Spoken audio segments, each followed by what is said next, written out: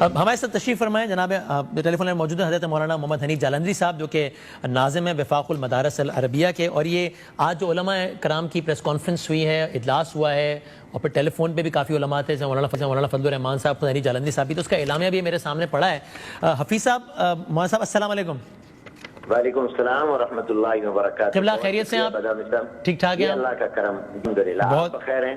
جی حنیف جالندھری صاحب بہت بہت شکریہ، جزاک اللہ۔ قبلہ یہ بتائیے گا، یہ میں نے پڑھا ہے سارا اعلامیہ، اس کو پڑھ کر میں اس نتیجے پر پہنچا ہوں، آپ تصحیح کیجیے گا اگر میں غلط کہہ رہا ہوں تو، کہ علماء کرام کا جس کی آپ نے مختلف دلائل دیے ہیں، ان بنیادوں پر بہت پرزور مطالبہ ہے کہ مساجد کھول دی جائیں۔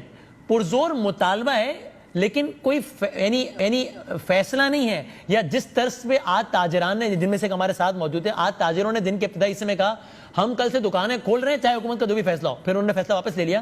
تو علماء کا کوئی اس طرح کا فیصلہ نہیں ہے کہ جناب کل سے مساجد کھل رہی ہیں، لوگ آئیں، حکومت نے جو کرنا ہے کر لیں، بلکہ ایک بہت ہی پرزور اور شدید مطالبہ ہے، ایسا ہی ہے؟ جی بالکل، بسم اللہ الرحمن الرحیم۔ میں سب سے پہلے تو آپ کا شکر گزار ہوں۔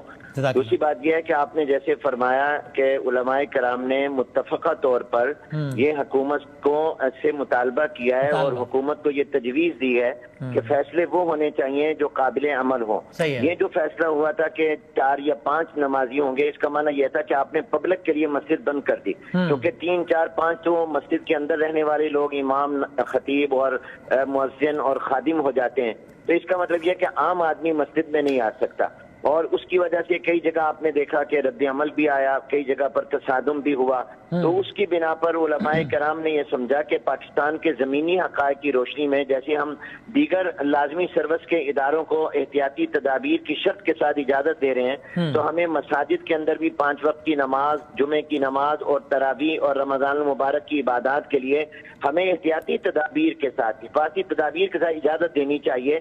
اس پر کوئی احتیاطی تدابیر پر کمپرومائز اور سمجھوتا نہیں ہے، لیکن یہ ضرور ہے تاکہ ہم ایک رجوع اللہ کی بھی کر سکیں اور ایک روحانی اسباب جو ہیں اس بلا وبا سے نکلنے کے وہ بھی۔ تو مجھے امید ہے کہ حکومت اس پر سنجیدگی سے غور کرے گی، اور حکومت علماء کی جو پورے ملک کی آواز ہے، یہ پاکستان کے کروڑوں مسلمانوں کے دل کی آواز ہے، بشمول بادامی صاحب کے دل کی بھی یہی آواز ہوگی کہ میں نماز جا کر مسجد میں پڑھوں، جمعے کی بھی پڑھوں، اور لوگوں کی بھی یہ ہوگی، لیکن احتیاطی تدابیر کے ساتھ۔ تو میں سمجھتا ہوں کہ علماء کی اس رائے کا احترام حکومت کرے گی، اور علماء اور حکومت کے درمیان اگر اتفاق رہے گا تو ہم قومی وحدت اور یکجہتی سے ہی اس وبا سے نکال سکتے ہیں اپنے ملک کو، اور ان مسائل سے چھٹکارا حاصل کر سکتے ہیں۔ زبردست، بالکل ٹھیک ہے، لیکن سے یہ بھی آپ نے بتا دیا کہ یہ بڑا پرزور مطالبہ ہے، لیکن اس میں آپ کا مخاطب حکومت ہے کہ ان وجوہات کی بنا پر مساجد کھول دیا جائے، نہ کہ عوام ہے کہ بس آؤ اور ایک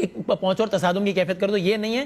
حکومت سے آپ نے بڑا پرزور مطالبہ ضرور کر دیا ہے۔ اور قبلہ اس میں بس آخری 1 آدھ منٹ ہے، یہ بتا دیجیے گا کہ ظاہر ہے مساجد اللہ کا گھر، کون نہیں چاہے گا، کون نہیں چاہے گا، خاص طور پر رمضان المبارک میں کہ مساجد آباد نہ ہو، لیکن اس وقت تو ہم دیکھ رہے ہیں کہ خانہ خدا، یہاں تک کہ مسجد نبوی کا بھی منظر نامہ مختلف ہے۔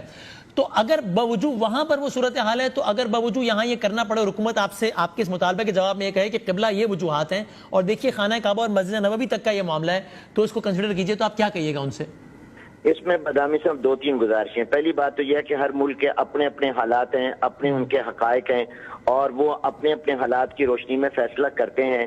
سعودی عرب ہو یا دیگر ممالک ہوں، انہوں نے اپنے زمینی حقائق اور حالات کو سامنے رکھنا ہے، ہم نے پاکستان کی صورتحال کو، ہم نے 25 سے 30 اداروں کو اجازت دی ہے۔ اگر آپ گنتی کریں سبزی منڈیاں، اور میں ان کے نام وقت کم میں نہیں لے سکتا، 25 سے 30 اداروں کو آپ نے پاکستان میں اجازت دی ہے، کئی ممالک میں ان کی اجازت نہیں ہوگی۔ ابھی ترکی میں آپ دیکھیے کہ وہاں کے صدر نے اعلان کیا کہ ہم مساجد کو بند نہیں کریں گے۔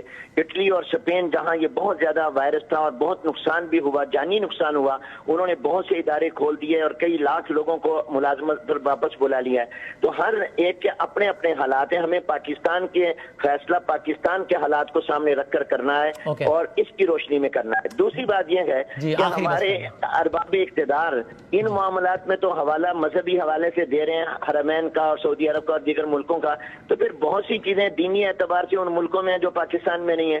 تو پھر ذرا اس کا بھی کبھی حوالہ دیں گے, کبھی اس کو بھی پیش نظر رکھیں گے. یہ تو نہیں ہے کہ اپنی پسند کی جو چیز ہو اس میں حوالہ دیا جو اپنی پسند کی نہ ہو اس کے خلاف. وہاں تو پھر حدود بھی نافذ ہیں, وہاں پر تو پھر قصاص بھی ہوتا ہے, تو وہاں پر تو پھر بہت سی ایسی چیزیں ہیں. تو میرا کہنے کا مطلب یہ ہے کہ ہر ملک نے اپنے حالات کو دیکھنا ہے, اپنے زمینی حقائق کو دیکھنا ہے, اس کی روشنی میں انہوں نے فیصلہ کرنا ہے. Let's see. بہت شکریہ, جزاک اللہ. بہت جناب قبلہ مولانا محمد حنیف جالندھری صاحب, زندگی رہی, صحت رہی تو کل ملاقات ہوگی. تب تک کے لیے اللہ حافظ.